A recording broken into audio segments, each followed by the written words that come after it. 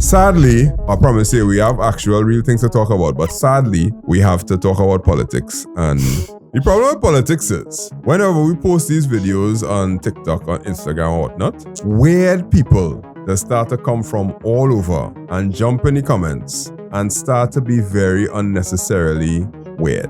After we had that one viral video the other day with that end up reaching like 60k or something like that, it had like a 4,001. That 4,001 was talking about the AI stuff and which party is using AI or some kind of thing. That one had all kind of people, but the PNM never do nothing for anybody. All they would eat grass. All kind of thing was going on inside that comment section. And I was like, yeah, we literally talking about AI videos. It's clear as day. People just take it as, boy, look a place for me to spew hate about politics. It's a good thing I don't open these things to see it.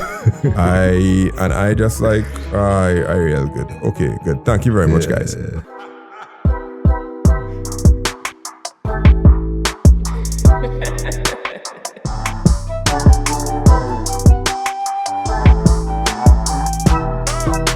Welcome to the Trinitechcast. This is episode number 110. 110 is the number here. And we are recording on the 20th of April. This is Easter Sunday. It's Good Friday, Glorious Saturday, and Easter Sunday. Yeah, this is Easter Sunday. I had a little trip to the Botanic Gardens today. I'm one of those that don't say botanical gardens because it's not grammatically correct. Are you one of those? You say botanical? I don't remember what I say because I can't remember when last time I went there. I was like in primary school. Nah, man. Way. Yeah. Inside the nice just though. Like the zoo. I went to the zoo once in the past 5 years, and it was because I'm a daughter. Well, of course. Yeah. Yeah, the Botanic Gardens, it was nice. It could be a little more breezy, but it wasn't bad. It have like shady areas and thing now. Yeah, it are real trees. Okay. Lots. All the trees basically manicured in such a way that they basically create an umbrella. Okay.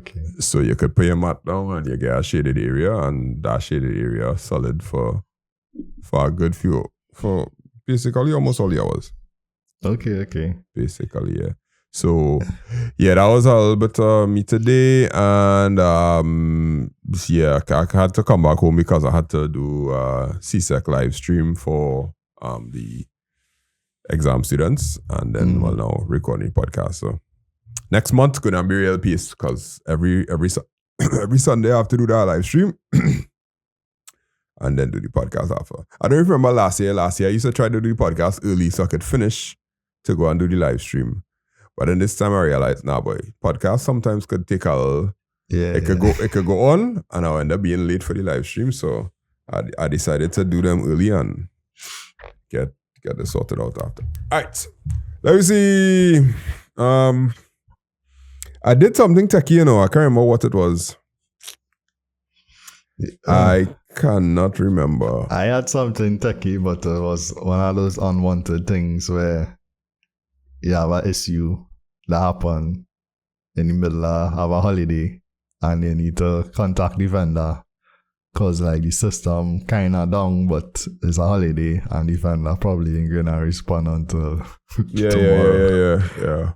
But at the same time, it's a holiday.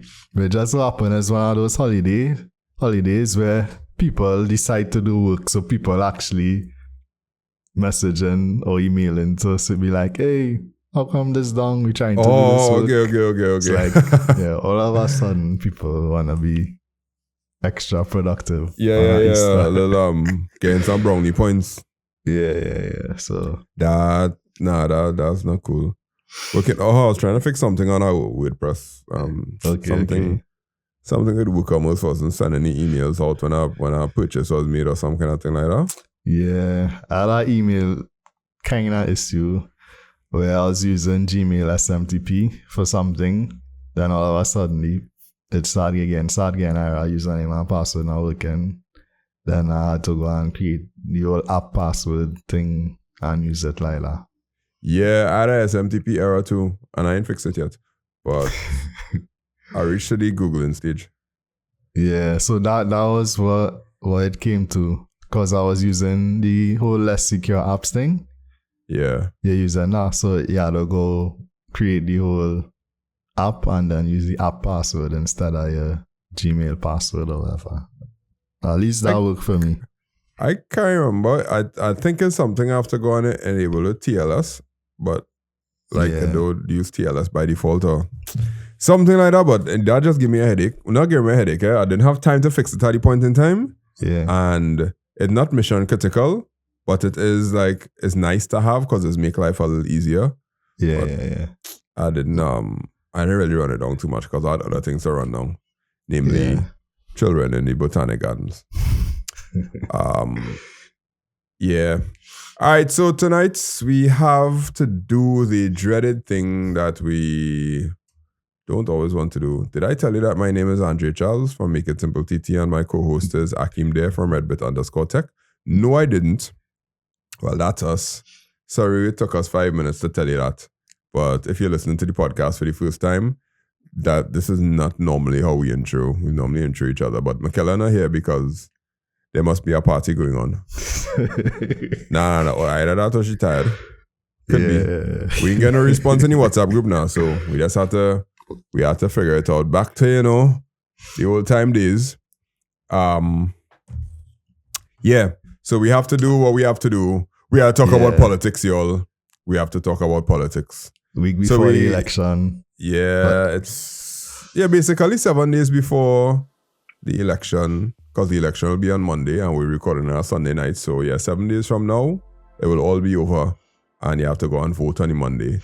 Yeah, you don't have to, but Okay, you'll have a day assigned for you to vote. Yeah, you can go vote. You can vote however you want.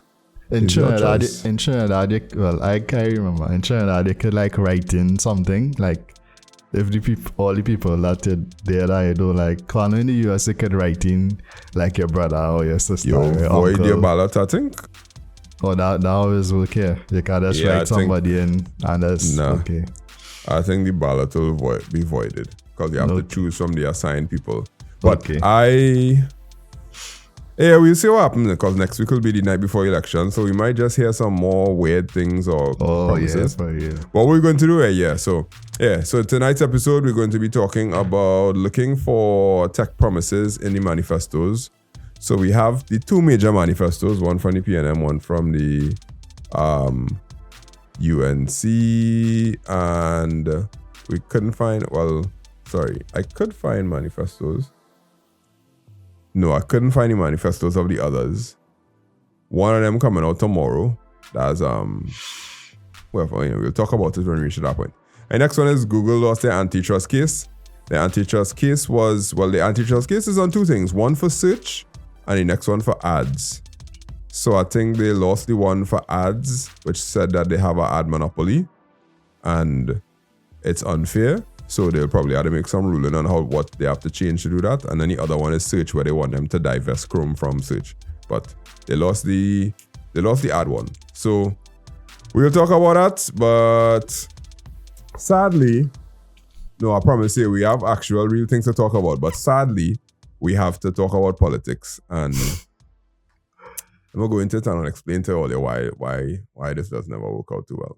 Well, you probably made it this far in the podcast. That means you probably like technology a lot and like to at least hear us talk about technology. And that also means you may know somebody or somebody who knows somebody or somebody who knows somebody who knows somebody who wants a website built or an app built or some sort of technology integrated in their business. If you want to help them out, you could send them to Make It Simple TT, send them to us. And we have business services that range from building websites to building apps to invoicing systems to ensuring that technology is used in your company, to installation of routers, buying things online. So you could check us out, 308-8799. You could check our services out. Or you could go to makeitsimplett.com and see some of the things that we've done and maybe give a recommendation to our website built or something like that. The problem with politics is, whenever we post these videos on TikTok, on Instagram or whatnot, weird people that start to come from all over and jump in the comments and start to be very unnecessarily weird. Like, weird is not the word. But like, After we had that one viral video the other day with that ended up reaching like 60K or something like that, we had like a 4,001. That 4,001 was talking about the AI stuff. Mm-hmm. And which party is using AI or some kind of thing. So we were discussing, right? That they had AI video, that they were paying influencers. Is the one that paying influencers, boy? I could easily look at it anyway. Yeah, they were paying influencers to put ads inside of their videos. That one had all kind of people, but the PNM never do nothing for anybody. All they would eat grass. All kind of thing was going on inside that comment section. And I was like, yeah, we literally talking about AI videos. It's clear as day that we just talking about AI videos and the amount of money that is paid to influencers or something like that. But people just take it as, boy, look a place for me to spew hate about politics, which is... See, it's a good thing I don't open these things to see it. I just like, I real good. Okay, good. Thank you very much, guys. So... this one that we're going into here, we're going to be talking about the manifestos. We have the links inside the show notes in the description. So, let me start off with the incumbent, which is the People's National Movement. I am going to share page 121 of their 182-page manifesto. Now, we had to preface this by saying, we say preface or preface? I used to say preface, until I spoke to like an English teacher and I heard her say preface and I was like, whoa, I am so dumb. Yeah. So the PNM one, their website had it and it was available for download, but you told me that it wasn't available for download earlier.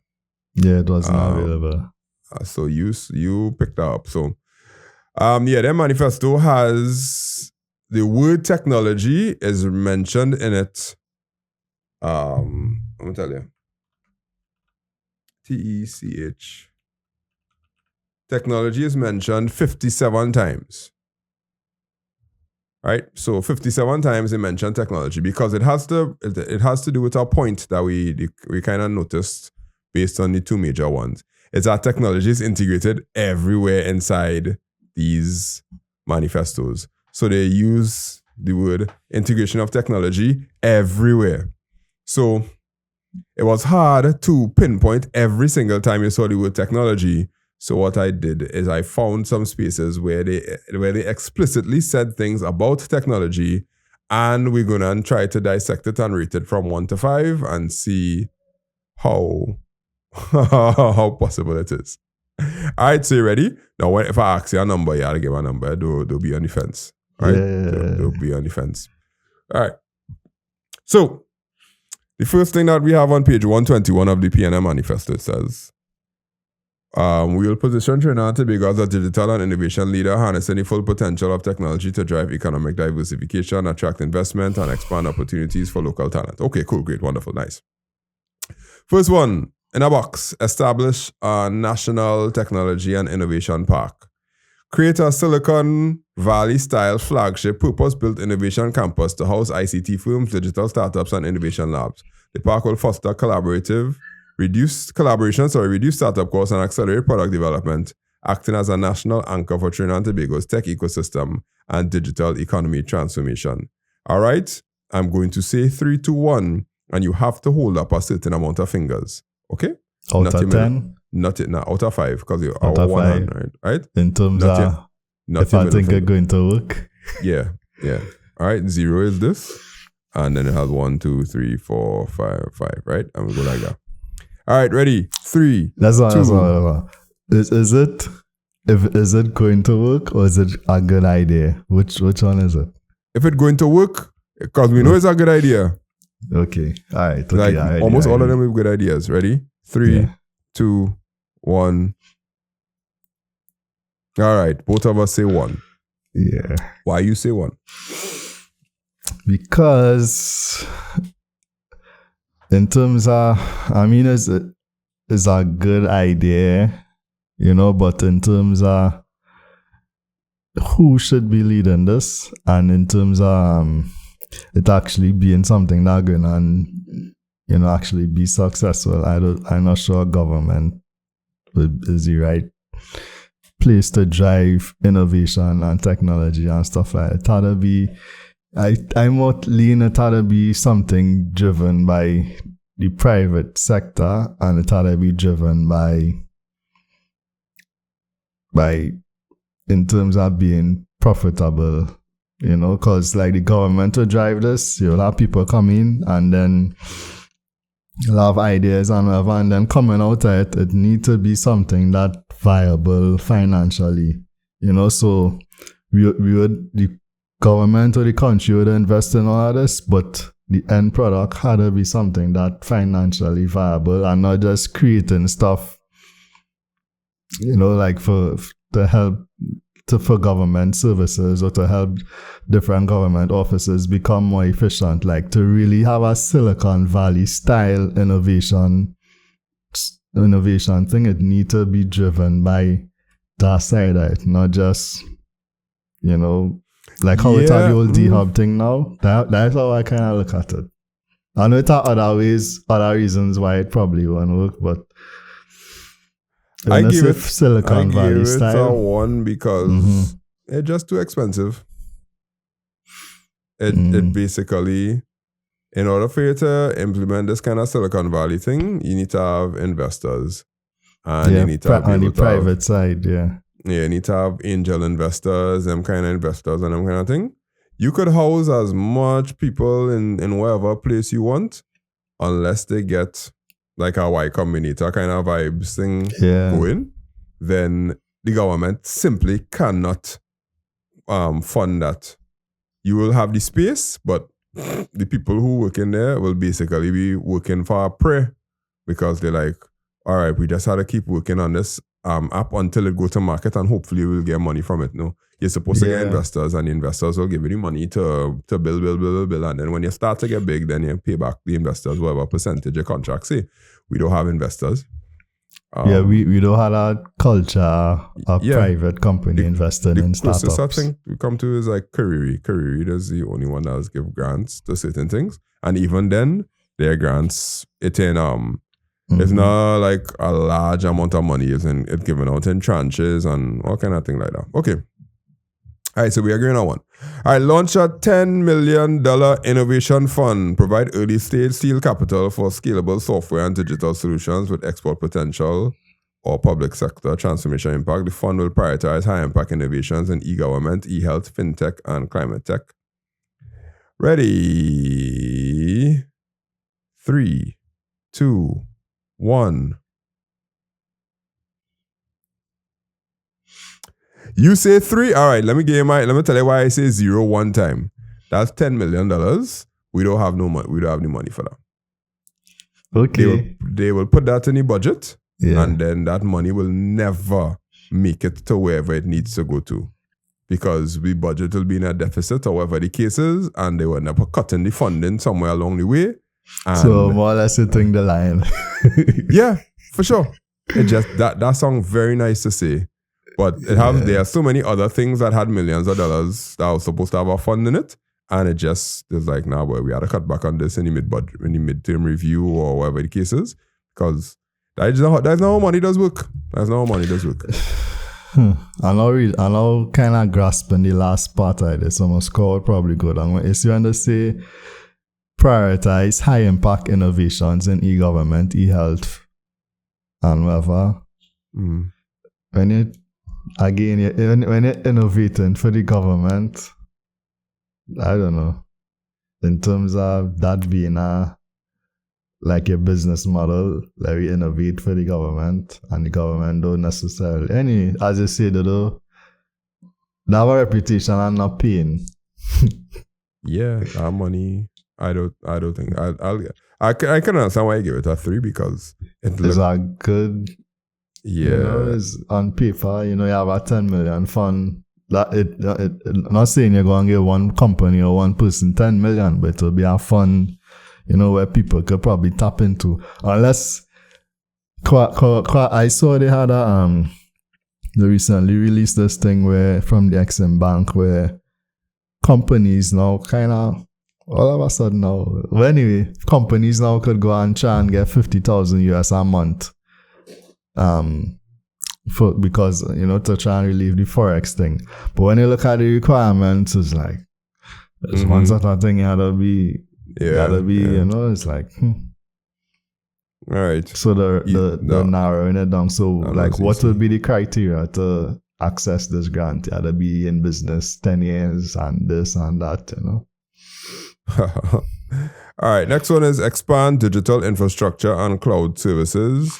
Invest in broadband expansion, cloud computing services, and secure digital infrastructure to support businesses and government digitization. Strengthen data protection and cybersecurity frameworks to protect citizens and build resilience. Okay. 3, 2, 1, 2. We both agree on 2. The reason I gave 2 is because they started this already. Yeah. And it's hard to continue, but it's also easy to not continue it. So that's why I gave 2 out of 5. It's almost, if I could have give 2.5, I would have give 2.5 because halfway it is possible that they could continue. And I think I'm not sure if this was kind of in the last manifesto in some shape or form. So it's a kind of continuation. Yeah. Okay, that's good. Next one, promote regional ICT export and data infrastructure leadership. Position TSTT, iGovTT, and local private firms as premier ICT service exporters in a regional hub for cloud hosting and data center infrastructure, supporting digital trade, cybersecurity, and regional digital transformation. Expand participation in regional and international technology markets. 3, 2, 1, go. What, we agree again? One it is? Yeah. All right. And this is me. I kind of closing my eyes and doing it. So it's... Yeah. Yeah, I say 1. Why you say 1? Yeah, because even though you're thinking the Caribbean is a small market in terms of, trying to penetrate it, you're not just going to be just the Caribbean. You're going to be competing against all the other international providers of data infrastructure or whatever. You're going to be competing against all the big businesses in the US. And we in the Caribbean have the tendency to look outside when it comes to certain things, like for consultancies and whatever, Especially, you see, cloud hosting, you think TSTT could compete with some of the prices from Amazon, AWS, or Google, or Azure. Yeah, that's my point. My point is to compete regionally, everybody in the region has to decide that they're going to start to look for their services internally. And if you come and tell me you're paying 0.01 cent per let's call this thing per process, or can't remember, it's tokens. I think it's tokens that is charged or some kind of thing like that, right? Credits. Credits, or 0.001 cent per credit or processing token or something like that. It's really hard for somebody like TSTT or iGovTT to compete with that because it have no raw material that we have that will make our stuff get cheaper. They have all of the solar farms, wind energy, they have scale, all those different things. If we had to run a data center in Trinidad and Tobago, it has so much what underlying cost was the overheads. It has so much overheads that the price of per token that just gonna be higher naturally, unless we use natural gas to burn it from the dragon gas deal to keep the data center running. That's the only thing that we have cheaper than everybody else that will deal with the overheads for us to offer the product at a cheaper price, which I can't see. So that's why I give it a 1. Yeah, same here. Just competing against on a global scale, I'm not sure what that.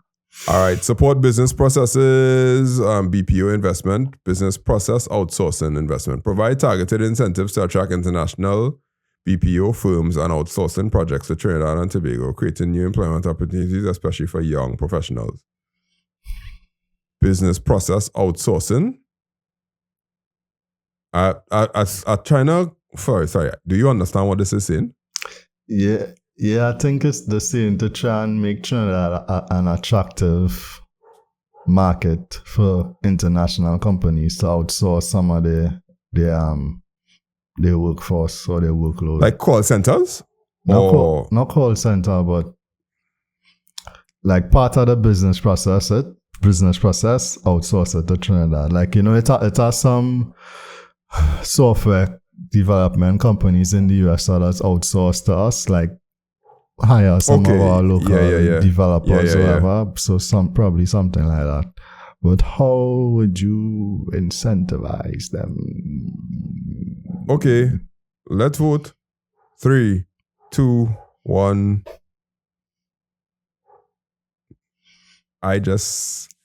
You give her 2, I give her 2, you give her 0. I give her 0 because I'm not sure how you're going to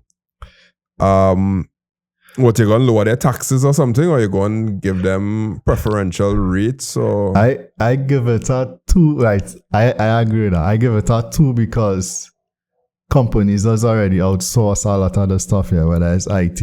Some of them does outsource other parts of the business process. So that is on one end now, that's why I would give it a 2, because it kind of already happening. But in terms of how you're going to attract them, like as it is now, they don't pay no taxes in Trinidad. Why they need to pay taxes is our workers that's supposed to pay taxes. Yeah. Are any of them actually paying taxes? I don't know. Well, my question is, yeah. Sorry for cutting you off. Right? My question is this similar to what we do to oil companies, where we tell them, come here and bring all your resources to build your rig and everything, but let's make sure you hire our people, and we will make it nice for you. We'll give you tax incentives. We'll only charge you this amount or some kind of thing on what you like. I don't know why a company that, I don't know, again, it come back to how it actually going to work. Is it a company going to come here and set up shop as an outsourcing firm to then go and target other markets for outsourcing? Or is it just a company from the US or wherever that looking for our people to outsource work to? Because if it's that option, then yeah, they're already doing that. All right, I understand. Interesting. All right, let me go down again. We gotta move a little fast because we gotta get to the UNC one. Accelerate digital skills and innovation talent. Partner with universities, technical institutions, and private sector leaders to develop structured training and certification programs in software development, cybersecurity, AI, data science, and digital entrepreneurship. All right, ready? 3, 2, 1. 4. Very good. All right. We in sync, it seems. Yeah. We do this already. We're doing this already. Yeah, we did already. And I think it wouldn't be far-fetched for us to continue it and develop the talent that we have. And D-Hub that has done that in a big way for us. From my view, D-Hub has done a great job of harnessing that and have certification programs and training and whatnot, and getting a university to jump on board of this. Like UTT had the lab that they created that we talk about sometime in the podcast. So, yeah, I can see it. Yeah, I can see it. And in terms of, right now they do a lot of training and certification for external, like Cisco, and so I know some universities do stuff like that. So, yeah, it does be a matter of expanding things to other areas. All right. Enable a vibrant tech entrepreneurship ecosystem, support incubators, co-working spaces, and accelerator programs for digital entrepreneurs. Provide streamlined business registration, mentorship, and export readiness support for tech-based startups. Ready? 3, 2, 1. He says 0, yes? Okay. You already said 0, and I said 2. Let me hear why. Because I get burned too much in the past with these type of things. With startup, Google startup, and Code Sprint and Code Jam. Yeah. You win the competition and then you move beyond that. They'll say, yeah, you get mentorship, you get this, you get that, and nothing. D-Hub was like one of the first things is like, yeah, to actually move a little bit beyond, winning the competition. And Yeah, I probably have a bias against it, you know. You want a PTSD, you get burn. I understand. I give it a 2 because of D-Hub. Just because D-Hub exists, I think there's a chance. But I couldn't give it a 3 because D-Hub could end up becoming like a poster child, and they don't actually take it to the next step, which is to implement the things that they created in D-Hub. The only app that I see so far is the noise pollution one, but all the others, the thing for TT posts and all those different other apps, we didn't see anything about it yet, or at least we probably haven't heard anything about it in the press yet. And that is where I feel like we'll end up getting to where they might develop something. They may get the mentorship to do it. They'll register the business, but the actual export readiness support to get it to the point where it's something that, hey, like how we just look at Estonia and be like, Estonia does this, we should do that too. Let's go talk to them. Nobody gonna come and be like, hey, Trinidad does this, let's go talk to them. That I don't feel that kind of vibe. All right, expand public Wi-Fi access and affordability. I'm not going to even read what they say. Expand public Wi-Fi access and affordability. 3, 2, 1. I put 5. Because it's really easy to do. And how long it take them to carry my Wi-Fi? Hey, it's there right now. And expanding it is very easy because they just expanded to other locations the other day, and I now read another article where they expanded to 30 more locations. So expanding it, all you needed to do was be able to understand how to configure the router. That's all. So that wherever you go, once you connect it once, it will automatically connect to that next SSID without you having to put back in a password or something like that, or put the captive portal in or something. You ever use it? Like connect it and see how the process is? Yeah. It's a captive portal, and that's how to put in, I think you had to put in your email address. Okay. And once you put in your email address, you're connected. And when you go to another place, it connects automatically as far as I have seen. And I've also heard from other people saying that it does work. Okay, I guess I probably give it that score because I wasn't aware. I think somebody commented on TikTok and said that they get 70 down and 20 up. Okay. All right, well, my score would be revised based on that. Yeah. I didn't know. Yeah. I mean, free public Wi-Fi. Oh gosh. I mean, that's really easy to do. Like, I know it's easy to do, but I mean, I didn't know it expand and move beyond. Oh yeah, it expand. Probably have like 100 and something sites now. Okay. And I know some people who went to different places and say, hey, I didn't know I was getting Wi-Fi here. And I was like, oh, for real? Yeah, this TT Wi-Fi thing I connect to. And I was like, oh, okay. Because everybody is be WhatsApp calling her. When they call somebody on WhatsApp and they don't have data, it's be like, I didn't have data, but the person I was speaking to said they get Wi-Fi where they were. And I was at the hospital. So okay. I was like, all right, well, it must be working. Must be.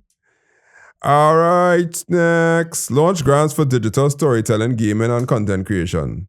Empower youth creators and small content studios through competitive grant programs and technical support to produce original digital content across animation, gaming, film, podcasting, and interactive media. These grants will help build capacity, improve digital literacy, and open income generating pathways for young creators. The initiative will also support education and development of content creation, export development, and cultural promotion by showcasing Trinidad and Tobago's unique stories and creative talents to regional and global audiences. You're thinking, all right, we had to choose 3, 2, 1. All right, I went with 3. You went with 2. Yeah. All right. Why I went with 2? I'm not sure how. Because more or less because digital storytelling, gaming, and content creation is still not seen as like really viable career paths in Trinidad. Yeah, I'm not I sure agree. about the Caribbean, I agree. I give it a 3 because they have film and interactive media inside there.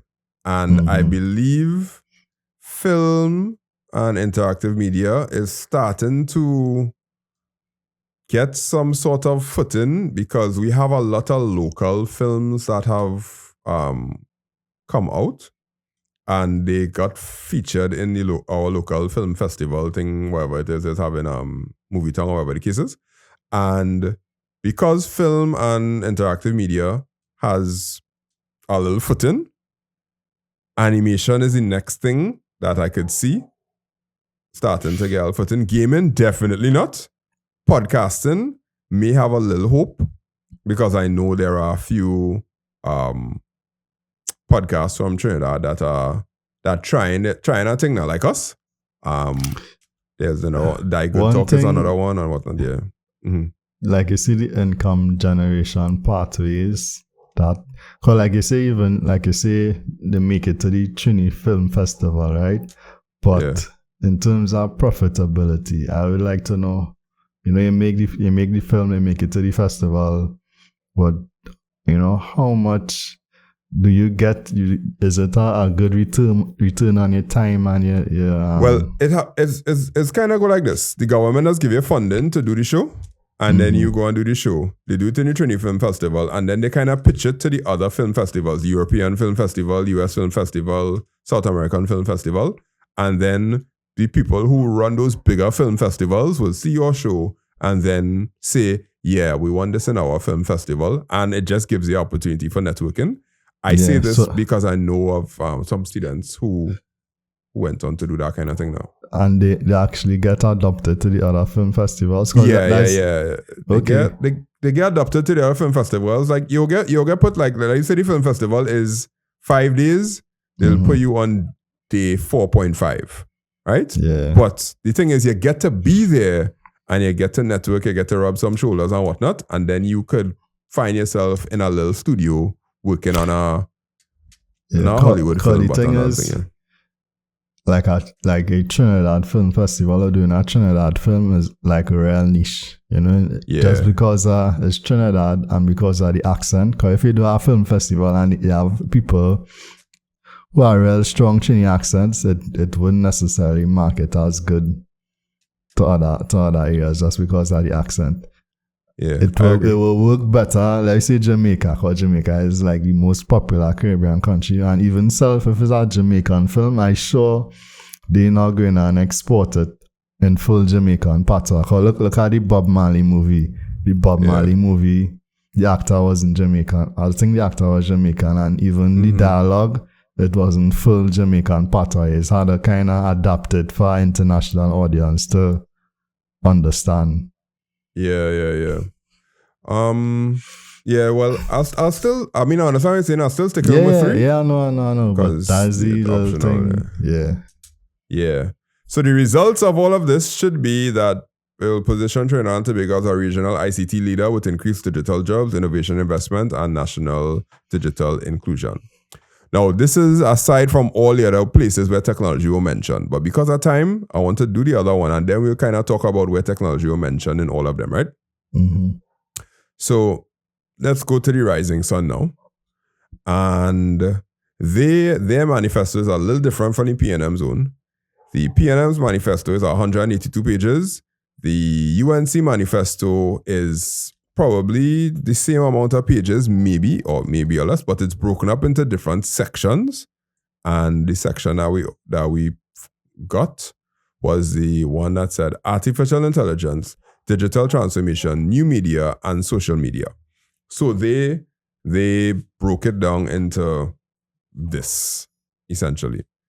So they say UNC-led government will embrace artificial intelligence, digital technology, and new media to cut bureaucracy, create meaningful job opportunities, modernize public services, and position Trinidad and Tobago as a foremost destination for doing business. This is not that the PNM didn't have this, and this is not that the UNC didn't have what the PNM just spoke about. It's just that it was very difficult for us to break down the manifestos into specific technology-driven things that they stated. All right, so let's go. First one, digital identity, EID. One secure login which will provide each citizen or government-issued electronic ID, making tasks like paying taxes or registering a business faster and simpler. Crucial paperwork will move online, freeing citizens from tedious office visits and giving them more time to spend on their priorities. Ready? 3, 2, 1, go. I went with 4. You want to see, 3, for 3, me, 2, 1. He went to 3 for those of you who listen. Yeah. 3, 2, something like that. For me, part of the, like, doing this a little difficult for me because UNC hasn't been in power for the past 10 years. So it like certain things you know it could be done, but it's okay. You're accustomed to this for the past 10 years, but then somebody coming with something new. Would it be, really new in terms of how to execute and whatever, or is it going to be like similar experiences, So that's my little caveat, but that's kind of why I give it 3, because it's something that could work, but okay. It's a real giving the benefit of the doubt because there's not what you have now. So I don't know. Here's why I give it 4. It's already in the works, and they'd be absolutely idiotically stupid to go and try and rip this out and start over with a new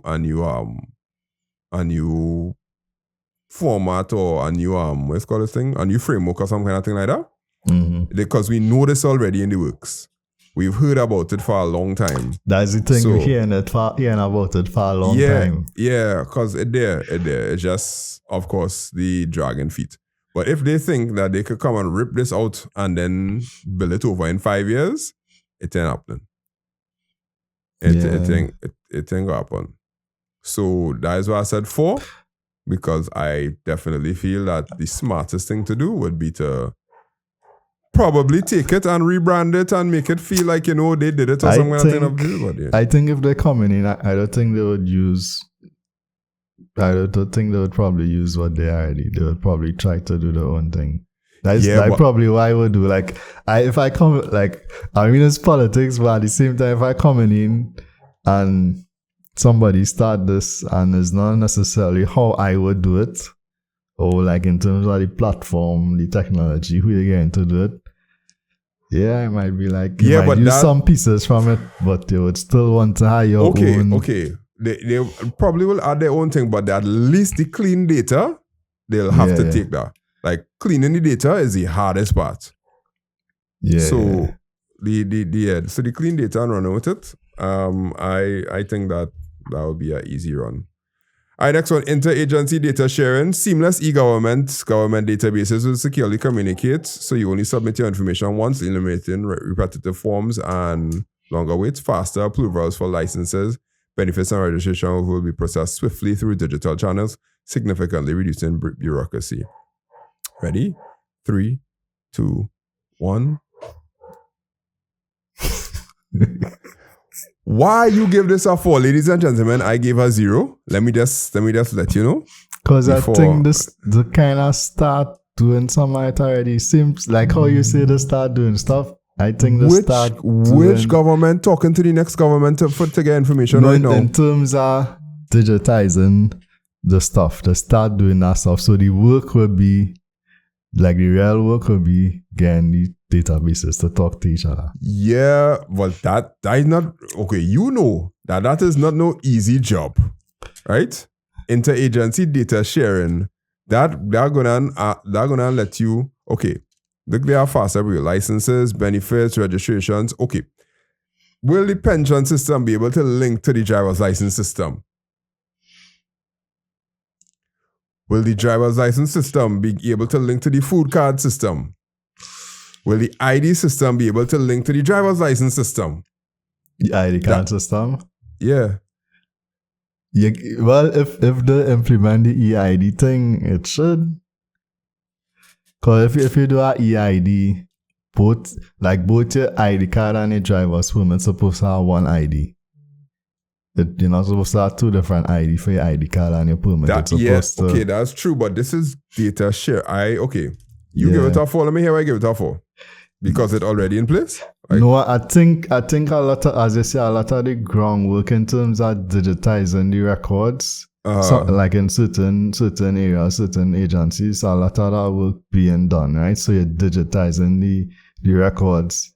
So in 5 years, the work you'd have to do is having some more or less building a data warehouse that all the different data sources could feed into. Right. And then from that warehouse, you could kind of do your stuff on it. So a lot of the databases in place, the work would be the integration. All right. And from a technical standpoint, it's not supposed to be that hard to integrate into one source, and then but hear me issue, right? Yeah. Use vendors. You're going to have to get each vendor who built each one of those individual databases to sign on to agree that they're going to put effort into not just managing their database, but also provide interoperability between all these databases. I think the vendor will be the issue, because when governments change, vendors always become an issue. So that's where my fear would come in, honestly. Yeah. The vendors. Okay. You don't think any of this being maintained internally? No, for sure not. For sure. All right, next one. National AI Research and Development Center. Establish a specialized center to nurture homegrown AI talent, support tech startups, and offer training on AI engineering, data science, and software development, empowering the next generation to build a vibrant future right here at home. 3, 2, 1. All right, I give it a 2, you give it a 3. Why? Okay, I'm gonna tell you why my 2 there. AI ain't exactly like a science as it stands right now. AI is very experimental, sort of novel, sort of whatever the case is. So it's for it to be research and development of AI. It's good. However, not knowing what you're doing is really where the problem going on coming, right? No, it is research and development, right? But R&D is it come back down to money, right? R&D is a very costly thing. Big companies have a lot of money that they spend on R&D, and I don't think we as a country do have that amount of money to run an R&D for AI. That is for Sam Altman and them to do. Yeah. Like I understand, like the AI part, but the other parts where they talk about the support tech startups, training, the data science and the software development part, that is where I give it the 3. Yeah, like that's why I give my 2, because those things straightforward there. And if you really want to do a research and development center, I would say incorporate it in one of the universities or UTT and UE. Like, get the people who's supposed to be the academics who entrenched and supposed to be entrenched in research and development. Let them be the ones, and in turn you'll get the students who are already in computer science or IT at the forefront, learning and pushing. So if they're doing this, they should integrate it into the universities. I agree. The manifesto should have in collaboration with the universities. Yeah. Because they did have homegrown AI talent, but I think they should say universities. That would make it much more feasible to me. Yeah. All right, let's go. We're going wild now. AI-assisted government services. AI-powered systems will work in tandem with government employees to promptly process requests of citizens such as social support, blah, blah. I'm not even going to read anymore. 3, 2, 1.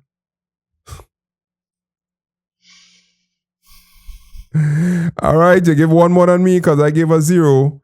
That is a catchphrase to me. Fully. catchphrase. Yeah, part of it is you need to I don't know.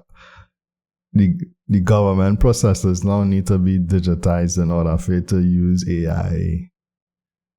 Like an AI powered system, you need a system in place in order for it to be powered by AI first. Correct. Yeah. That ain't happening.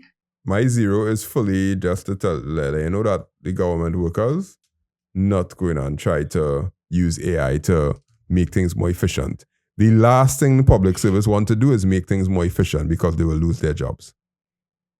And that's a fact. That's okay, not a fact, but that's something that I know, which is sometimes they deliberately not try to implement technology because men go and become redundant. And if you try to put AI inside of it, I'll just go and put next scare inside of there to be like, hey, don't use that AI. I can't remember, but like when the government changed and people just get let go and hire new people sometimes. Yeah. A lot of times. And most people just be scared when the changeover taking place because they don't know who's going to get kept and who's going to get cut. Yeah. Yeah. Okay. Easy money there. All right. Transforming daily interactions, key digital services. Okay. Now these are quick fire ones. Online tax filing, e-business register. There you go, yeah. Online tax filing and e-business register. We don't even have to like vote for this. This already exists. The business, I'm not sure about that because I doesn't do it myself, but I think the e-business register there does not work properly right now. At least when I talk to somebody. They want to speed it up. Okay. I mean, when I filed my thing the other day, it was about 10 minutes. Yeah. Or so. So like, kind of there already. Wasn't that bad, yeah. So that 5. Nah, this is repeating what we already have. Okay. This making people think that it doesn't exist. Because if you read this manifesto, you'll be like, what? Online tax filing? Whoa, we could do that? But it's there already. E-business register is there. Okay, now next one. E-customs. Online customs declarations and processing using AI software and blockchain technology will reduce clearance items from days to mere hours and improve scheduling efficiency at ports. Faster AI-assisted processing with lower costs for businesses, while blockchain technology will reduce corruption and bribery opportunities. Come on, man. Come on. I'm not even voting for that. I would want to know how. Yeah, how? Yeah. What? Blockchain technology is like a secure ledger, right? But how you gonna implement blockchain technology in customs using AI software? That's the kind of thing. It'll just be like 4 years down the road. Yes, we were able to put AI into customs by using the ChatGPT API. Like a good start would just be doing an e-custom system. Like that would be okay. And then once you actually implement it, then you could look at how you could improve efficiency. But trying to like promising a lot upfront without even having, right now we do have an e-custom system, right? I can't say no and I can't say yes because from the people that I know and that's be clearing stuff, there is a technical aspect to it now that makes it a little faster, especially when they're trying to get the price of items. Yeah. They basically look at the item, take a picture of it and reverse Google it to get the price so that they will charge the right amount of taxes now. As well, as close to the right amount of taxes as possible. That's if you don't send any invoice. Something like that. That's like with our courier. But I mean like... No, it's no courier and barrels and containers and all them things. Online no? No, not online for the user, online for the workers, the internal system. Oh, but yeah, I thought this is not for the users. Nah, it don't look like it's for the users, it's for businesses. Yeah. What do you mean businesses? Like, now I mean like as like say I have a business and I bring in some stuff through the port, say a barrel, and I go to So it have a system right now where I could go online and declare my stuff. No. Well, that I thinking this is. Understand what you're saying. Online customs declarations and processing. Okay, I'm not too sure. All right. All right. I get you. All right. Next one is AI-powered healthcare. Digital medical records, healthcare providers will securely access and share patient data online, enabling quicker diagnosis and treatments and ensuring consistent informed care. Patient-friendly portals will also be available. All right, we could vote on this one. You see, the thing with this one is, right? They didn't need to put AI there. Yeah, AI was not necessary. There's no... Is that database you're talking about? Yeah, like a digital medical record system. Yeah. AI didn't have to be there. This is where the promises thing now start to get blurry because you just be like, oh yeah, we will use AI But, and we will the premise of doing it is a good thing, like digitizing the medical records, yeah. The medical records are partially digitized already based on my hospital experience. Okay, I haven't been to the hospital and... Yeah, I've been to the hospital with a few people and there are printouts with your previous visits. Okay. They still have the paper files, but there is information there. And I've seen a doctor go to a computer already and look at something and come back and be like, well, yeah, it showed that you were here on this date. And I was like, what? For real? Okay. You know that? Okay, cool. All right, eSchool and online learning, instant updates for parents and students, a digital platform providing immediate access to attendance, grade assignments, and teacher feedback, fostering accountability and success. Personalized learning and smart classrooms, AI-assisted tutoring, and digital textbooks. All right, we voting. 3, 2, 1. No, yeah, I'm not familiar with this area, so it's a hard zero. Hard zero. Because you, in no way, going to be able to implement this system across all the secondary schools in Trinidad and Tobago to be able to have all the teachers buy in to mark roll online and all them kind of things and provide access to attendance grades. Because some schools grade differently to other schools, and a pass in one school is not a pass in the other one, and all. You basically have to go to each school and tailor a system to them for everyone. You might have a base platform, but then you're going to have to tailor the system to every single school, which takes time. Lots and lots of time. My only experience in something like this would be at UE or like a university. Like in that setting, it could work, but I wasn't familiar with the nuances of secondary school. Secondary schools, that's pain. And then personalized learning and smart classrooms. First, you had to deal with the fact that people might thief the smart board from the classroom. And that's just the biggest problem there. Digital textbooks, we don't even know if people are internet. These promises here, this page here, are very disappointing to me, honestly.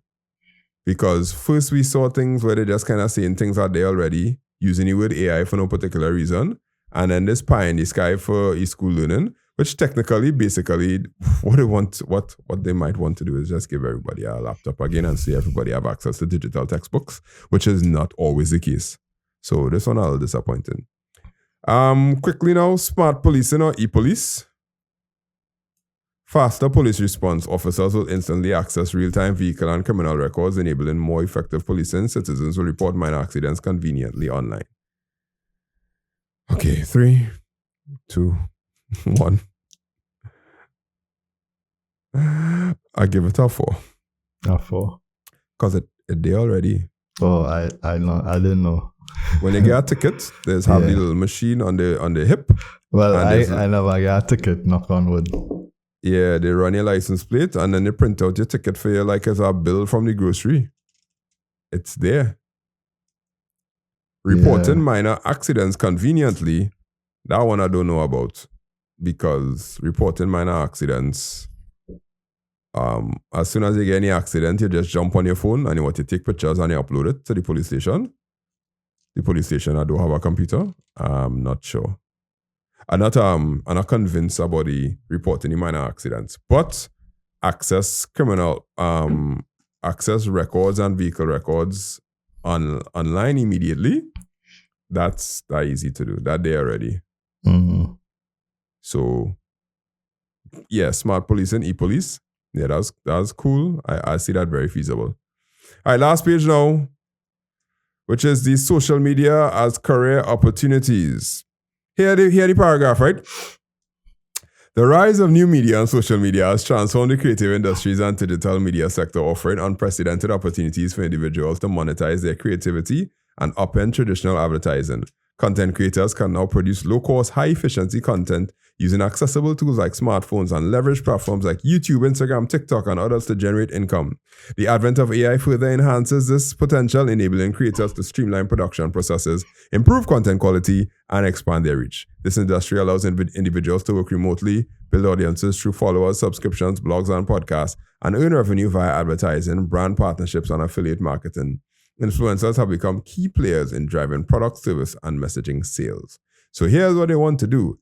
Establish clear guidelines for advertising, protect intellectual property, create fair policies for legitimately recognizing earnings generated through online platforms under our financial rules, thus enabling access to banking services and government incentives, create a creative content development fund to produce loans for aspiring content creators to access equipment, training, and mentorship programs, partner with private sector companies to sponsor workshops on digital marketing, offer courses on new media and social media management, video production, and graphic design, enhance affordable access to internet connectivity nationwide to ensure citizens can access the platforms, establish co-working spaces equipped with tools like cameras, editing software, and high-speed internet for content creators.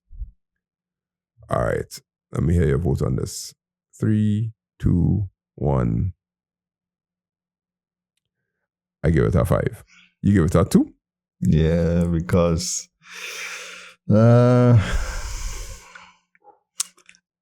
like I get investing. I don't like a 5 I could understand, yeah, it not hard to do, but a 2 in terms of the impact it will make, because content creation in Trinidad not really financially viable as a career. I think for the majority of people, it's not viable. The majority of people don't make enough money to support themselves for the month.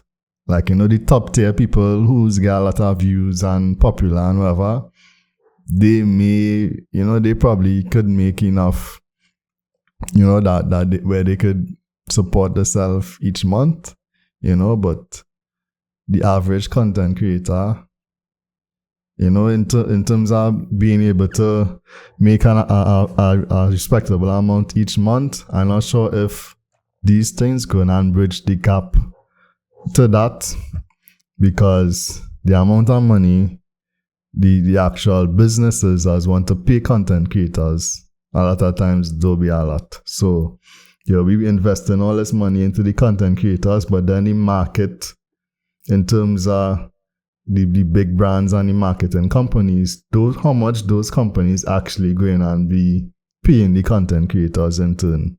You know, so you're building up an industry and you might be creating real good content creators, but then in turn, how they're going and provide for themselves. I agree with you.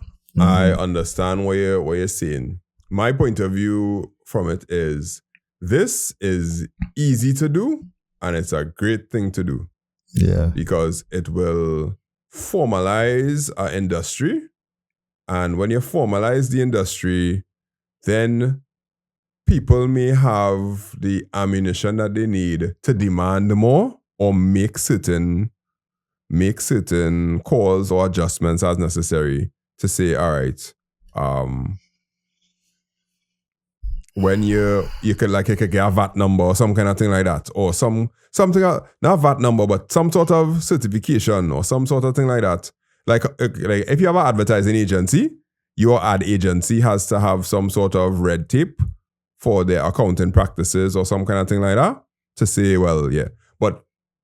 And that's how they could charge you so much money, because if you were to go to court and you are in compliance with whatever thing is put in place, then the courts could rule that, okay, your client didn't pay you or some kind of thing like that. But right now, content creators can't go to court and be like, they promised me they was going to pay me. Look, I do up this contract and I send it to them. Yeah, and like, what does that mean? Do you pay taxes? Do you have any accounting thing? Are you registered with the Social Media Association? No, I mean, you could, like if you sign a contract with somebody and they say, I'm going to pay X amount for doing this and then pay, you think you could go to court for that? Yeah, of course you could go to court, but what I'm saying is, if you are a registered company or with some sort of governmental registration number, or institution or some kind of thing like that, you have a stronger chance of representing yourself because you are now part of a industry, and you might be able to have some more weight in your argument besides a one-to-one business deal, some kind of thing like that. Yeah, but I mean, in any case, unless you use one of the top 1% to 2% of content creators, it's not going to be worth it to you to go to court. Well, yeah, of course, yeah. But if the industry is formalized a little bit, there may be a chance for people to have a better shot at being a content creator and getting something out of it. Maybe there might be some sort of representation, or maybe like a union or some kind of thing could be birthed out of putting this on not just the back of the cupboard, but at least on a back burner. We'll have a little bit of fire underneath it. So that's why I say a 5 is good, because it's actually recognizing a new industry and trying to put something in place for that new industry. Yeah. No matter how small it is right now. Yeah. So that's the end of the UNC part, right? So now we have about 10 minutes. So we could either talk about the Google stuff, or we could talk about the fact that technology is integrated through all of these manifestos. What do you want to do? Go talk about the Google stuff. Like probably enough politics for one night. I tired there. All right, yeah. That's it for politics. Right now you're listening to Trinity Techcast, and more than likely you know that I love technology a lot. But more so, I love teaching technology. I'm a CSEC IT and CAPE Computer Science and IT teacher, and I have classes that are available. So if you know any student that's looking for quality CAPE Computer Science or CSEC IT classes, you can check us out 308-8799 on WhatsApp, or makeitsimplett.com/register. You can get classes, notes, recordings, IA, SBA help, everything that you could think of that will get you that 1 in CSEC IT. So you can check us out. Cause I know no research on, but people going and see that or look at it and think, yeah, he's at this, he's at PNM or he's at UNC. That's based on how we break it down. Yeah, but like the way my standpoint is, I just looking at it without any bias, and that's how I try to approach it. Try to approach it from this side or that side. It didn't even cross my mind just now, like if a song like a PNM or UNC, I was so into it. I was like this thing here making sense. No, this not making no sense. That not making sense. That can't. Yeah. So if anybody think that, well, that's just the two-edged sort of discussing these sort of things. All right, there we look at what happened here with Google, right? So Google loses ad tech monopoly case. So Google in court for a while now, probably about 2 years. I don't know. So the US Department has won its antitrust case against Google, which accused the company of operating a monopoly in the advertising industry. The ruling, which marks Google's most recent antitrust loss following its search case, says the tech giant's anti-competitive practice in 2 key markets substantially harm publishers and users on the web. Plaintiffs have proven that Google has willfully engaged in a series of anti-competitive acts to acquire and maintain monopoly power in the publisher and ad server and ad exchange markets for open web display advertising. For over a decade, Google has tied its publisher and ad server and ad exchange throughout the contractual policies and technological integration, which enable the company to establish and protect its monopoly within these 2 markets.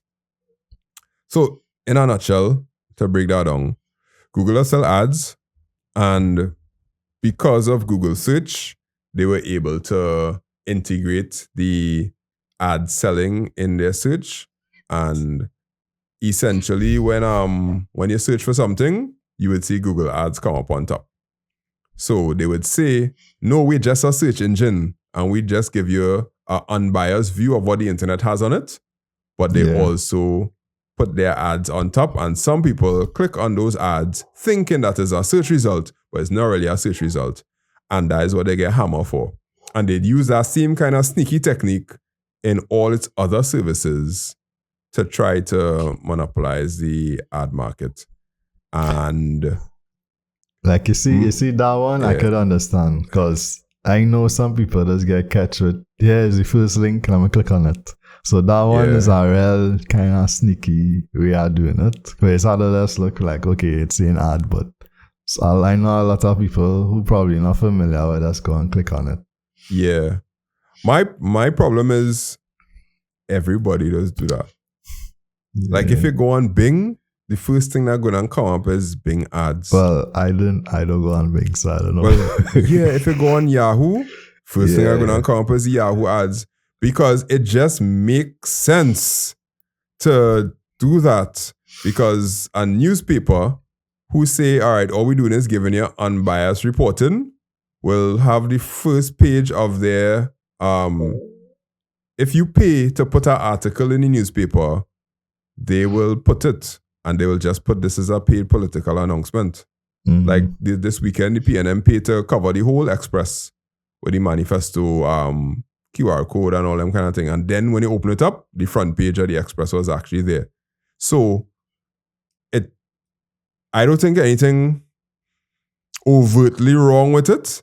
I just think that Google just too big, and when they do it, it exponentially extrapolates to a lot more people than everybody else. And because of that, they're in hot water. So they're basically in a position where they're being punished for being too big. That's my view. Because that's the same thing that they do with Microsoft in the late 90s. Yeah. They get punished for being too big. But what you gonna do? Yeah, I mean, who brought this case against them? The US or the EU? The US. Yeah. I mean, I get both sides. But the other areas, the comment for them is like the fact that in all the Android phones, there's Google Chrome by default. Yeah, by default, yeah. Yeah, I mean, yes, between a rock and a hard place. But I would probably more lean towards Google in the sense that they probably getting punished because of their size, because they say the other companies just do it too. And I'm sure any other company get the chance to do it, they will do it. So does this ruling mean that all these other companies have to stop doing it too? Or it's just Google? Well, boy, I don't know. But these rulings, of course, could get appealed over and over. Yeah. In the end, if they lose like outright, they could tell them what they have to do to appease the Department of Justice. But if they tell Google you can't put ads in your search anymore, somehow, it's another thing that Google does, which I think was actually bad. It's give that was also in the ruling. They give a summary of our website in their search results, and they basically hamstring every single website to implement SEO so that they will see a preview of. I forget what it's called it, but I know it's how to go. 13 and it should be a certain length and that kind of thing. Yeah, and fill out all that. And they basically say, all right, cool, everybody had to put that in. And added to that, they crawl the website and give you more of the information than you put inside there so that you don't have to go to the actual website all the time. You could just get the information straight from the search, which robs them of advertising dollars if they don't have Google ads in their website. Mm-hmm. So if you go AdSense and you put it in your website, Google will be like, sure, no problem, we send it to our website. But if you use another service like AdFly or whatever it is, they'll be like, oh yeah, we show you a preview of this website. Or Gemini with us scrape your site. Well, now it reached a Gemini, so the lawsuit don't even have Gemini inside it because that would make it even worse. But these antitrust cases this is what America wanted. They wanted you to come and build a company and live the American dream. And then when you live the American dream, they you get too big. Yeah, you get too big for your boots. Yeah, that kind of thing. And that was dangerous. But them losing it used to be like, sound the alarm, things going to get real bad. But I don't think it's going to get real bad. As I said, they'll probably appeal it. Then you don't know if the CEO and somebody else. And then they will settle. Yeah. And they will settle for a cool $3 billion or something like that. Yeah, and it will scratch all my go back, away. I scratch your back. Yes, you'll get a defense contract and you do the defense contract and say, all right, cool, yeah, life nice, good, let's move on life. That's how it will work. But it's interesting to see what will happen next because TikTok is supposed to get the 90 days for TikTok supposed to be up just now too? No, it get extended again for the next 90 days. That's so annoying. That real annoying. Yeah, it get extended again. But okay, anyhow, we know who in power, so we know how to go through that. All right, y'all. Yeah, that's our time there. 1 hour and 15 minutes. That's our average time now. Thank you very much for listening. Glad to have you all here. Let's just recap what we spoke about because we went through 2 manifestos, the EP110 manifesto and the UNC manifesto. For those of you all wondering why we didn't go through the others, we couldn't find the Patriotic Front because their one is coming out tomorrow, the day after we record. The NTA said they're not doing a manifesto and app. Well, I couldn't find it because I don't think they have a website. I'm not 100% sure. But long story short, we went through the 2 of them and we kind of broke down what some of the things that they promised, some of the things that they said, some of the things that are already there. And we'll see how it goes. And our goal is to talk about technology in Trinidad and Tobago and the Caribbean. So we had to talk about the manifestos. If you think that Akeem is a UNC, then DM him and tell him about where he was born or who his mother's name is or something like that. If you think I was a PNM, well, don't. I don't care. I really don't care. Like, you do not matter to me. And then Google using the antitrust case. We just spoke about that too. It's been a good run. It's 9 o'clock. I have some basketball to go and watch. Oh, okay. One more week before school opens, so I'm going to try and stay up late and see how it feels. Okay. Playoff start. The playoff start. So I'm going to see how that runs. I ain't watched a basketball playoffs since probably Kobe. Before I used to kind of just watch the final, like the last game of the final. Yeah. But now I just don't even watch it no more. Who? LeBron make the playoffs? Nah. Yes. Lakers make it? Okay. Yeah. All right. Let's not embarrass ourselves. I mean, man say Kobe, you know. Okay. Cool. Not like when I used to watch the whole thing, but like when Steph and LeBron was playing each other, I used to watch like the last game and the final. I didn't used to watch the whole thing, but I get you. Yeah, all right. But like when Jordan and thing was playing, I used to like watch the whole. Dated. Hey, all right. My name is Andre Charles from Make It Simple TT. You can find me at TriniTechCast. At TriniTechCast. On anywhere, and that's where we talk a lot. Other than that, it'll be for educational purposes on YouTube for the kids.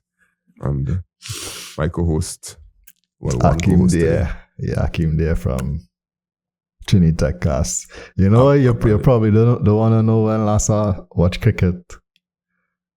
When I was like when Lara was batting. Yep. And with that, we will end off today, folks. Thank you very much. Bye-bye. You just watch football alone? Jeez. Yeah, okay.